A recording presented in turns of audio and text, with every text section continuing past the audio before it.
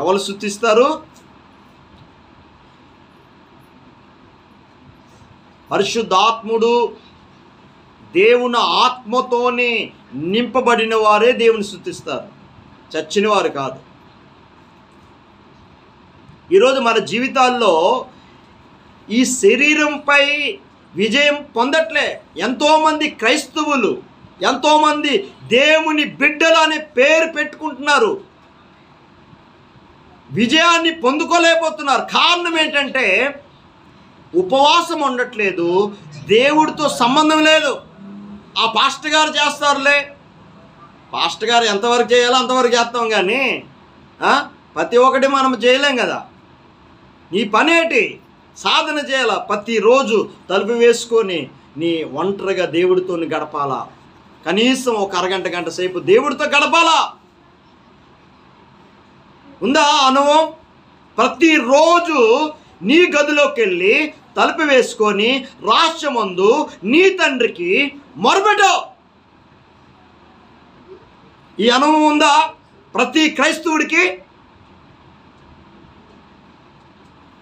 లేస్తాము, స్తోత్రము, ఆమేన్, చిన్న వాక్యము బైబిల్ తీసుకొని, ఆహా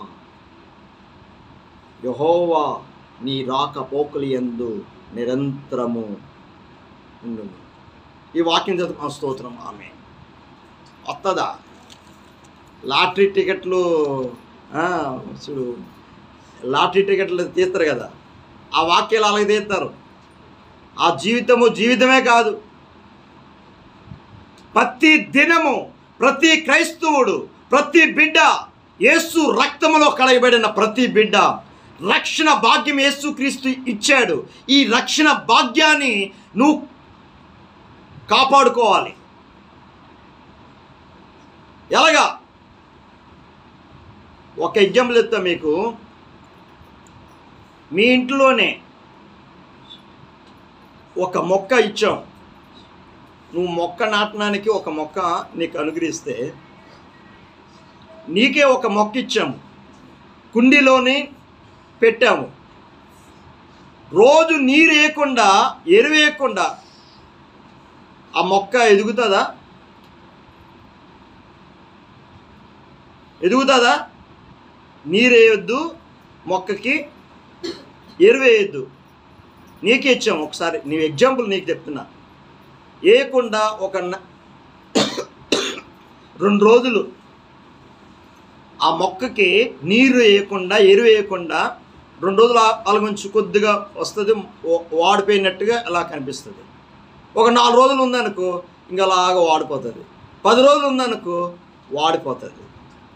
అలాగే ప్రతి క్రైస్తవుడు కూడా ప్రార్థన లేదు, ఆత్మలో పరిశుద్ధాత్మలో ప్రార్థన లేదు, వాక్యం లేదు. నీరంటే దేవుని వాక్యము. విత్తనం అంటే దేవుడిచ్చిన విత్తనాన్ని దేవుడు ప్రతి దినము వాక్యము ద్వారా ప్రతి దినము ఉత్తక స్నానం చేయాలా, ప్రతి దినము ప్రార్థన చేయాలా. ఎప్పుడైతే రోజు ఈ సాధన చేసినప్పుడు ఈ శరీర సంబంధమైన సమాధి చేయగలుగుతాం. ఈ సాధన చేయలేదనుకో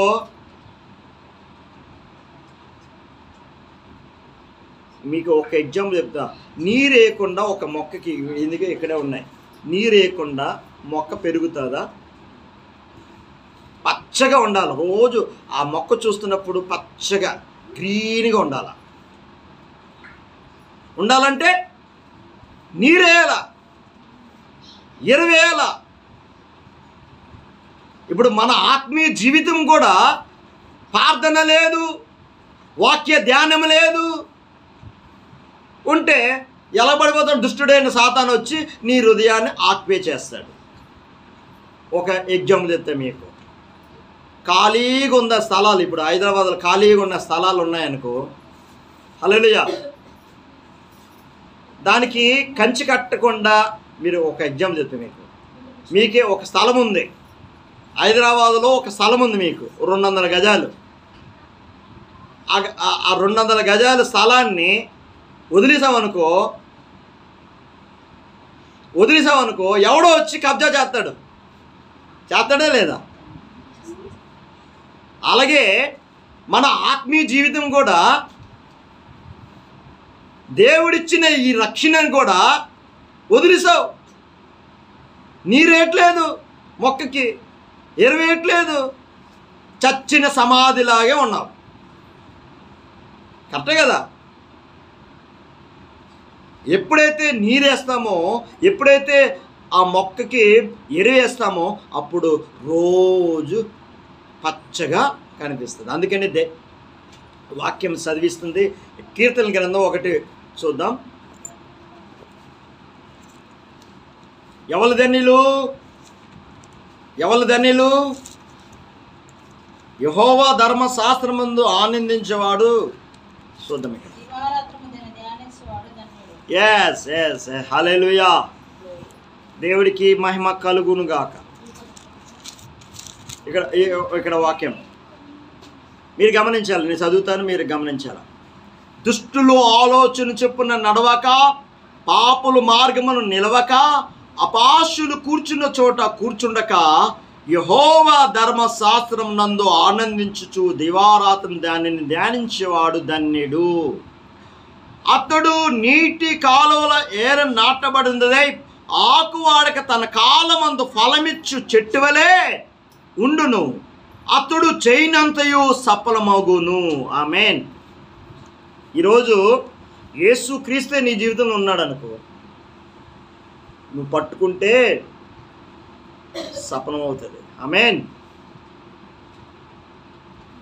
ఇప్పుడు మన జీవితం ఎలాగుందంటే ఒకసారి చూద్దాం. ఎపిసి పత్రిక 2వ అధ్యాయం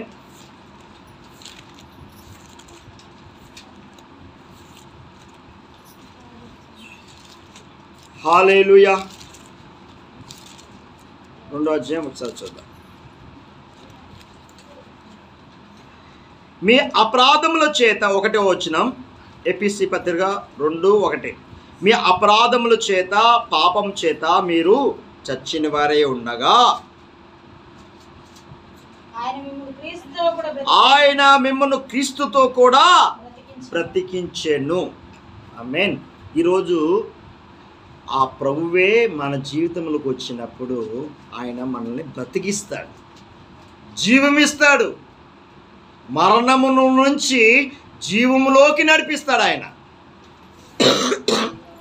మన స్థితి ఎలా ఉంది? ఒకసారి దేవుడు నీకు ఒక మనస్సాక్షి ఇచ్చాడు కదా, ఆ మనస్సాక్షి ఒకసారి దేవుడి దృష్టిలో ఒకసారి పరీక్షించుకో. నువ్వు ఎలాగున్నావు, నీ స్థితి నీ మనస్సాక్షి చెప్తుంది నీ స్థితి కోసం. ఎవరో చెప్పక్కలేదు, ఆ పాస్టర్ గారు చెప్పక్కలేదు, నీ మనస్సాక్షే నీ స్థితిని చెప్తుంది, నీ జీవితం ఎలాగుందని. నేను ఒకటి చెప్తున్నా, ఇప్పుడు ఈ శరీర సంబంధమైన మనస్సు ఉంచితే విజయం రాదు. ఈరోజు మన జీవితాల్లో ఎక్కడ గొయ్య అక్కడే ఉంది.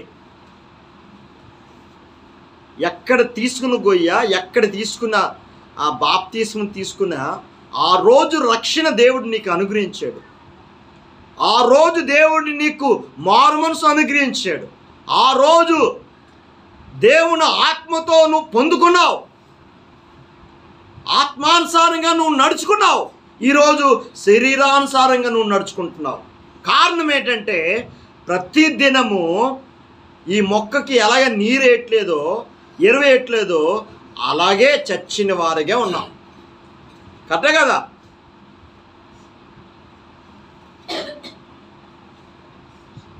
ఈరోజు నేను వాక్యము చెప్తున్నాను. ప్రతిదినము నేను పరిశుద్ధాత్మ దేవుడు విచారించకుండా, దేవుడు సన్నిధానంలో ప్రార్థన చేయకుండా నేను ఒక మాట నేను రిలీజ్ చేసేస్తే ఆ దేవుడి దగ్గర నుంచి రావాలి. అది దేవుడు ఏదైతే మాట్లాడమంటాడో అదే మాట్లాడతా. వద్దంటే వద్దు, నేను చేయను. నా సొంత బుద్ధి మీద నేను ఆధారపడలే. సో దేవుని మీద ఎప్పుడైతే ఆధారపడతామో దేవుడు నిశ్చయముగా నిన్ను ఆశీర్వదిస్తాడు. శ్రమల ద్వారా అత్యధిక విజయాన్ని శరీర సంబంధమైన మనస్సు నుంచి ఆత్మ సంబంధమైన మనస్సునికి ఎప్పుడైతే మార్చుకుంటావో శరీర సంబంధమైన పై విజయము అనుగ్రహించాడు దేవుడు. ఆమేన్. ఈరోజు దేవుని ఆత్మ ద్వారా దేవుడు మాట్లాడుతున్నాడు. ఇప్పటికీ యూట్యూబ్ ఛానల్ స్టార్టింగ్ చేసి ఒక 3 నెలలు, ఖచ్చితంగా 3 నెలలు 4 నెలలు అయింది. 2,80,000 మంది ఈ వాక్యాన్ని చూస్తున్నారు. నా గొప్పతనం కాదు, నేను ఇప్పుడు చేస్తున్నానంటే ఇది నా గొప్పతనం కాదు, దేవునికి మహిమ రావాలా. దేవుడే వాడుకుంటున్నాడు నన్ను. నాకు తెలివితేటలు లేవు. ఏదైతే నాకు తెలివితేటలు ఉన్నాయనుకున్నారా? ఏమీ లేదు. ముద్దోని నేను. అంటే ఈ రాదు, నాకు చదివే రాదు, నాకు పనికి రాని వాని నన్ను వాడుకున్న దేవుడు నిన్ను వాడుకోడా? ఆయనకి నువ్వు సమర్పించుకోవాలి. ఫస్ట్ ఈరోజు నువ్వు చదువు లేదని నువ్వు బాధపడద్దు, ఆయనకు నువ్వు సమర్పించుకో. దేవుడు నిన్ను ఆయన జ్ఞానం ఇచ్చి చదివిచ్చి సమస్తం ఆయన నీకు అనుగ్రహిస్తాడు. నన్ను పనికి రానివాన్ని నన్ను వాడుకున్న దేవుడు నిన్ను కూడా వాడుకుంటాడు. ఆయన నువ్వు సంపూర్ణంగా రోమపత్రిక 12వ అధ్యాయం ఒకసారి చూద్దాం. రోమీయులకు రాసిన పత్రిక 12వ అధ్యాయం మొదటి వచనం.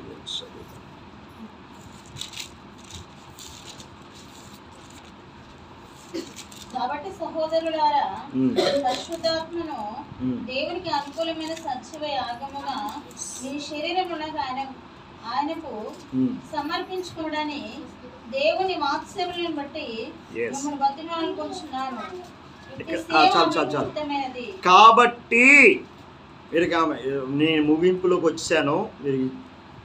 కాబట్టి సహోదరులారా, పరిశుద్ధతను దేవునికి అనుకూలమైన సజీవ యాగముగా మీ శరీరములను ఆయనకు సమర్పించుకున్నాడని దేవుని వాక్యములను బట్టి మిమ్మును బతిమలాడుకుంటున్నాను. ఇట్టి సేవ మీకు యుక్తమైనది. ఇక్కడ ఏంటి? సజీవ యాగముగా మీ శరీరమును ఆయనకి సమర్పించుకునుడి. ఈ శరీరంపై విజయం రావాలంటే నేను కూడా శరీరంతో ఉన్నాను. నాకు కూడా రోషాలు ఉన్నాయి, నాకు కూడా కోరికలు ఉన్నాయి, నాకు కూడా అన్నీ ఉన్నాయి. లేవా? నీతోని కూడా ఇప్పుడు మీలాంటి మనుషున్నే నేను కూడా. ఏదో పరలోకం నుంచి నీ దిగిరాలే, పరలోకం నుంచి నీ దిగిరాలే. మీలాంటి మనుషునే నేను కూడా. నన్ను వాడుకున్న దేవుడు నిన్ను వాడుకోడా? అందరికీ ప్రభు ఆయన. నాకు ఒక్కడికే ప్రభు కాదు, అందరికీ. ఈ సర్వలోకములోని పుట్టిన ప్రతి బిడ్డకి యేసుక్రీస్తు అందరికీ ప్రభు. ఇక్కడ ఏ వాక్యం ఉంది? సజీవ యాగముగా మీ శరీరములను ఆయనకి సమర్పించుకునుడి. సజీవ యాగం. ప్రాణాత్మ శరీరాలు ఎప్పుడైతే సమర్పించుకుంటామో ఈ శరీరంపై అత్యధికమైన విజయము మనకి అనుగ్రహిస్తాడు పరిశుద్ధాత్మ దేవుడు. ఈరోజు మన జీవితాల్లో ఎంతోమంది కట్లుతో ఉన్నారు, పాప కట్లుతో ఉన్నారు, చీకటి శక్తులతో బంధింపబడి ఉన్నారు. మొండి దెయ్యాలు ఉన్నాయి. ఒక మనిషిని మొండి దెయ్యాలతో బంధింపబడి ఉన్నారు. నేను ఒకటే చెప్తున్నాను, ఈ శరీరాన్ని జయించాలంటే ఉపవాసం ఉండి 1 రోజు 2 రోజులు 3 రోజులు దేవుని ఆత్మ పొందుకున్న వరకు ఉపవాసం ఉండి ప్రార్థన చేయి. అప్పుడు పరిశుద్ధాత్ముడు నీలోకి వచ్చినప్పుడు దేవుడు నిన్ను రూపాంతరంగా మార్చేస్తాడు. ఈ శరీరంపై విజయాన్ని అనుగ్రహిస్తాడు. నేను ఒకటి చెప్తున్నా, మనము ఒక పని చేసినప్పుడు సంపూర్ణంగా ఉన్నప్పుడే ఆ పని సక్సెస్ అవుతుంది.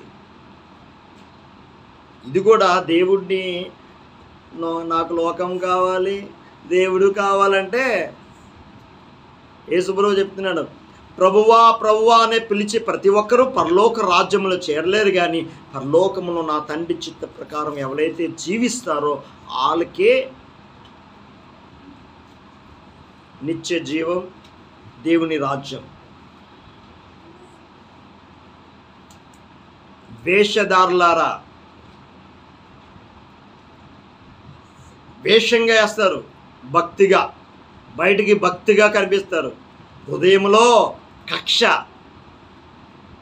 హృదయంలో కంపుతో ఉంది. ఆ భక్తి వద్దు. ఉంటే లోకంలో జీవించు, లేకపోతే దేవుళ్ళలో జీవించు. ఉంటే లోకంలో ఉండు. ఈ 2 పడవల మీద భక్తి చేయొద్దు. 2 చేతులు ఎత్తి బతిమలాడుతున్నా. ఉంటే లోకంలో జీవించు. వాక్యం సెలవిస్తుంది. ప్రకటన గ్రంథము లాస్ట్ వచ్చిన చదువుదాం. పరిశుద్ధాత్మ దేవుడు అక్కడికి పంపిస్తున్నాడు. 22 ప్రకటన గ్రంథం 22 చెప్తాను.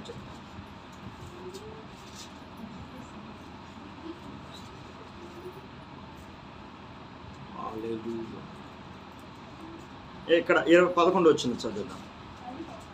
11 యేసు ప్రభు చెప్తున్న పరిశుద్ధాత్మ దేవుడు మాట్లాడుతున్నాడు ఇక్కడ. 22:11 అన్యాయము చేయవాడు ఇంకను అన్యాయమే చేయనిమ్ము, అపవిత్రుడైన వాడు ఇంకను అపవిత్రుడుగానే ఉండునిమ్ము, నీతిమంతుడు ఇంకను నీతిమంతుడుగానే ఉండనిమ్ము, పరిశుద్ధుడు ఇంకను పరిశుద్ధుడుగానే ఉండునిమ్ము.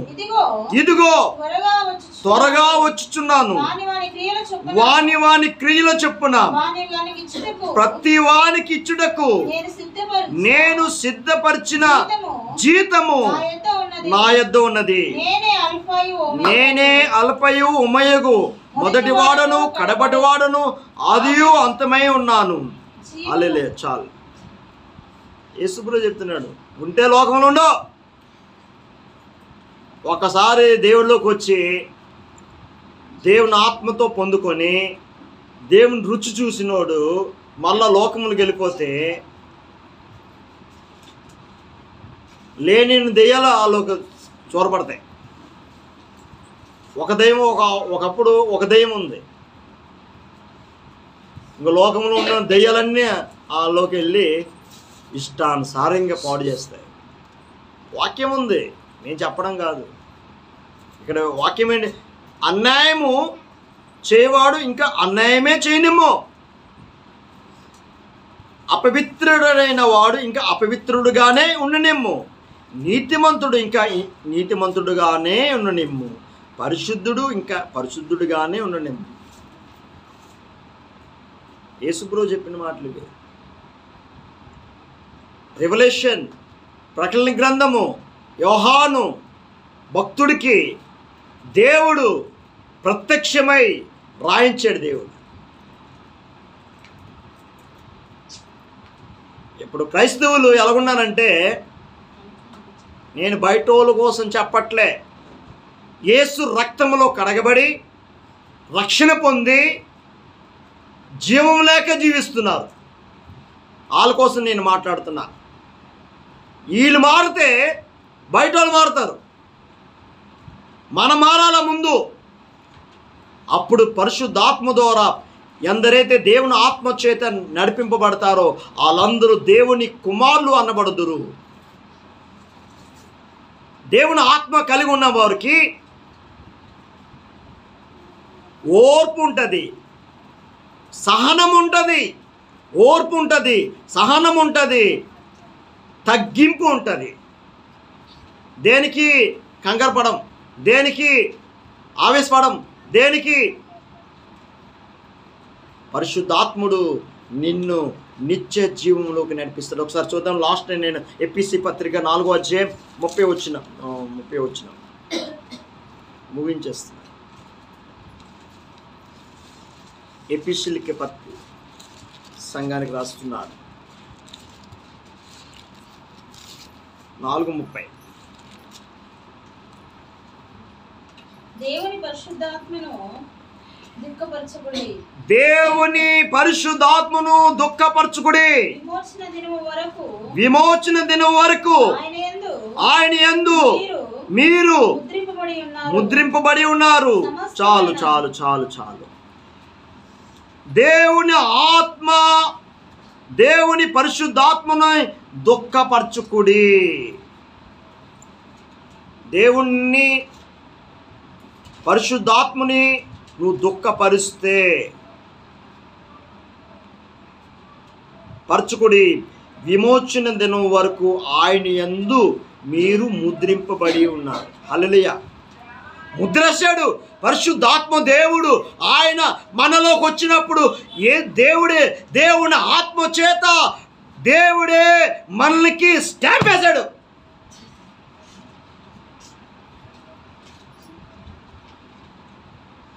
ఏ దుష్టుడు కూడా నిన్ను ముట్టడానికి ఎవరికి అధికారం లేదు.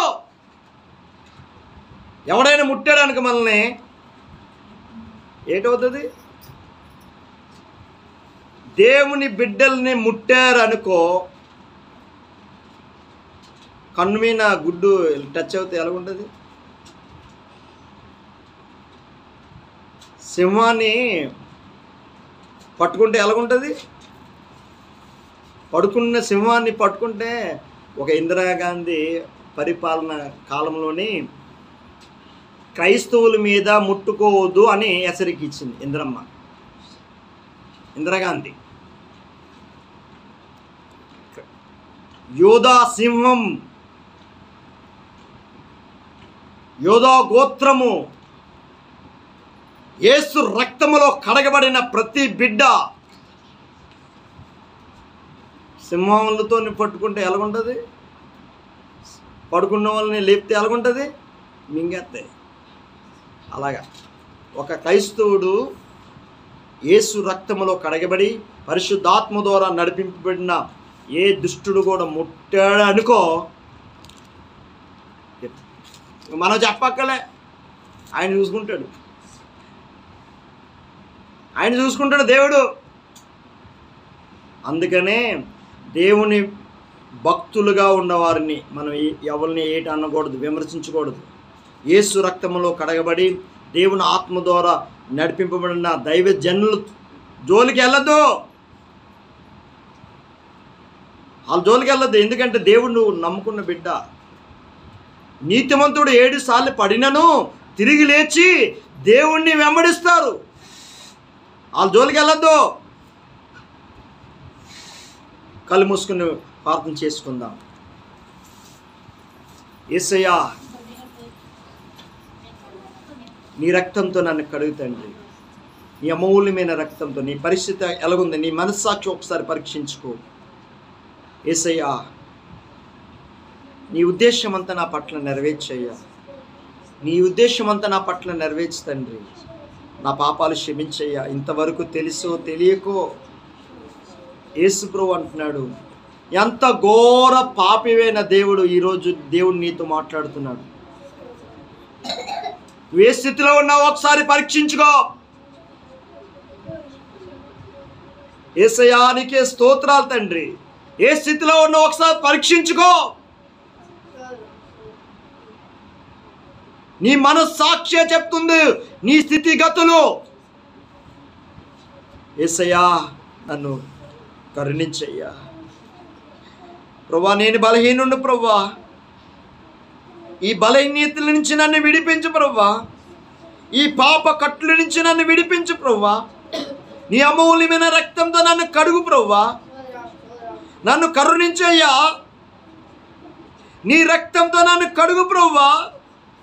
యేసయ్యా నేను బలహీనుడు తండ్రి, ప్రభా నీ ఆత్మతో నన్ను నింపు ప్రభా, నీ పరిశుద్ధాత్మ శక్తితో నన్ను నింపు ప్రభా. యేసయ్యా నా శత్రువుల్ని నా హృదయపూర్వకంగా క్షమిస్తున్నానయ్యా. ఈరోజే ఈ క్షణమే నా హృదయపూర్వకంగా నా శత్రువులను క్షమిస్తున్నాను ప్రభా. నీ రక్తంతో నన్ను కడుగు ప్రభా. ప్రభా నా శత్రువులను నేను క్షమించాను ప్రభా, నా పాపాలు క్షమించయ్యా. నా హృదయపూర్వకంగా నా శత్రువులను క్షమించానయ్యా, నా పాపాలు క్షమించయ్యా.